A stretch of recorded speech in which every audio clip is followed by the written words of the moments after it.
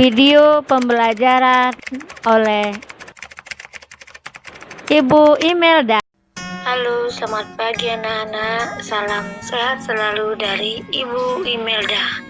Hari ini kita mau belajar mengenai kebugaran jasmani.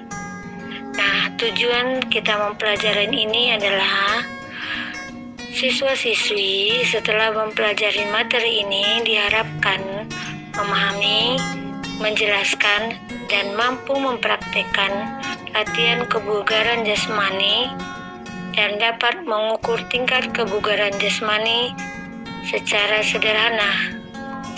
Sebelumnya, kita belajar dulu apa itu kebugaran jasmani.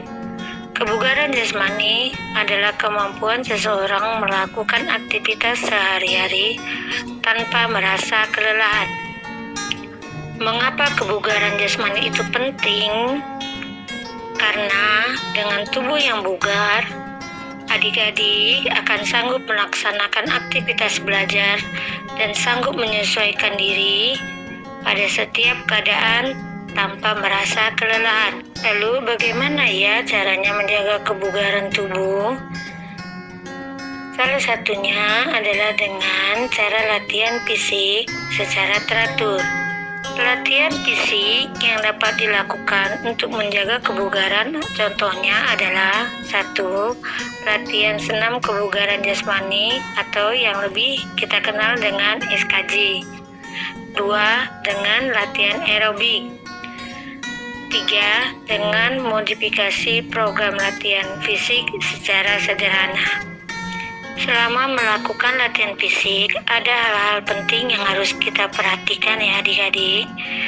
Pertama adalah intensitas latihan dasar. Yang kedua adalah lama berlatih.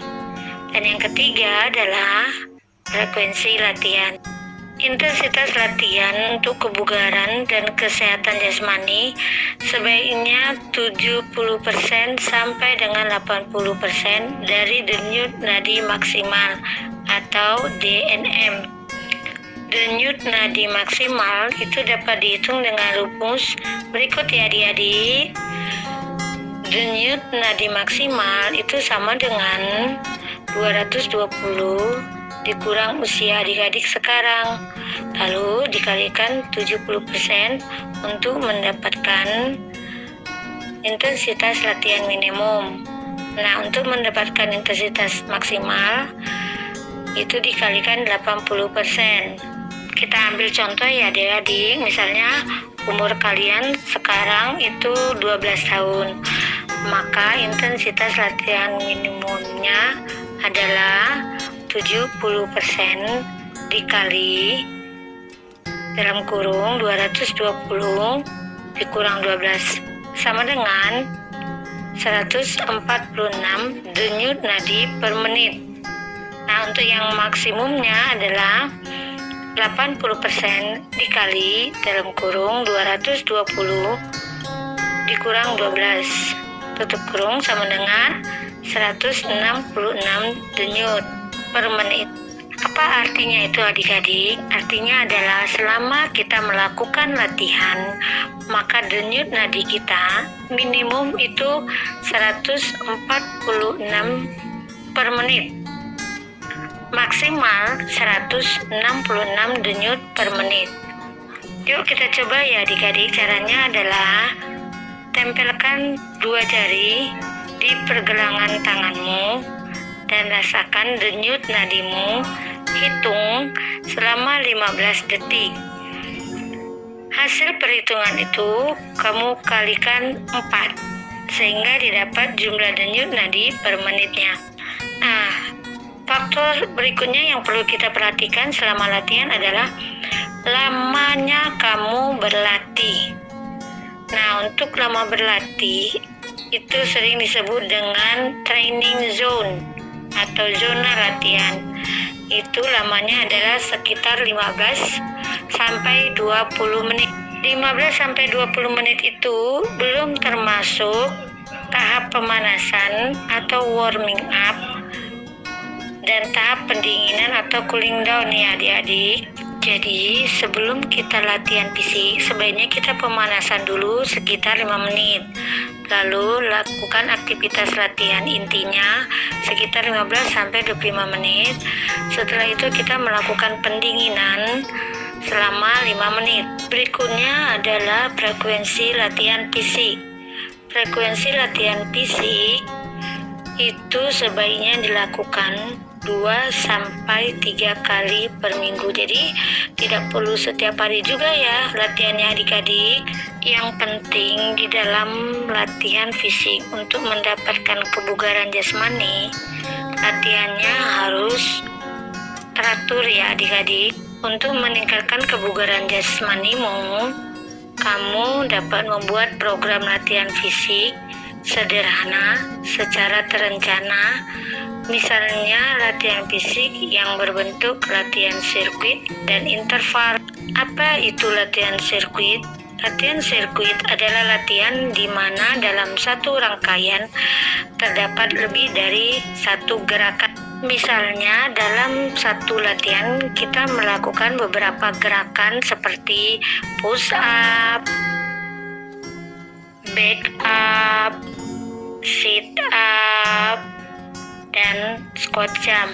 Lalu apa itu latihan interval? Latihan interval adalah latihan yang diselingi dengan waktu dan istirahat. Contohnya misalnya hari Senin kamu melakukan latihan, nah di hari Selasanya kamu istirahat.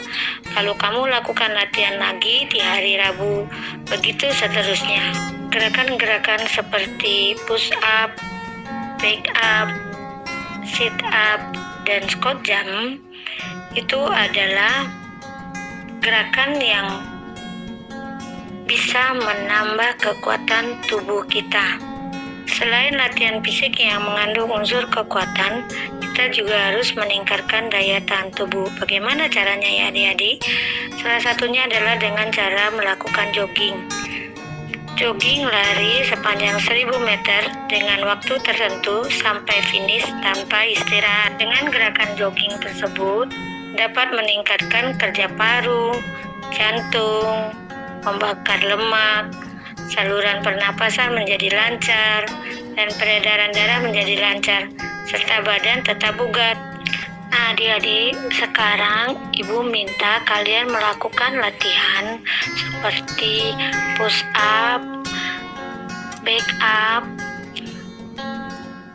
sit up, dan squat jump itu sebanyak masing-masing 5 kali. Setelah kamu melakukan gerakan-gerakan tersebut, coba perhatikan bagaimana dengan denyut jantungmu, lalu pernapasanmu, juga denyut nadimu. Apakah ada perubahan? Oh iya, sebelum kamu melakukan gerakan itu, terlebih dahulu sebaiknya kamu melakukan pemanasan. Dan setelah kamu melakukan gerakan tadi, kamu melakukan pendinginan. Dan jangan lupa ya adik-adik, selama kamu melakukannya, sebaiknya ditemani oleh orang dewasa, mamamu, papamu, atau kakakmu. Oke, sampai di sini pelajaran kita. Semoga pembelajaran ini bermanfaat bagi anak-anak, dan pembelajaran ini saya harapkan bisa membantu para orang tua dan sesama teman guru-guru dimanapun juga selama masa PJJ. Mari kita doakan supaya pandemi ini cepat berlalu. Jangan lupa ya adik-adik, di like, subscribe, dan share ya. Kita ketemu lagi di pembelajaran berikutnya. Salam sehat dari Ibu Imelda.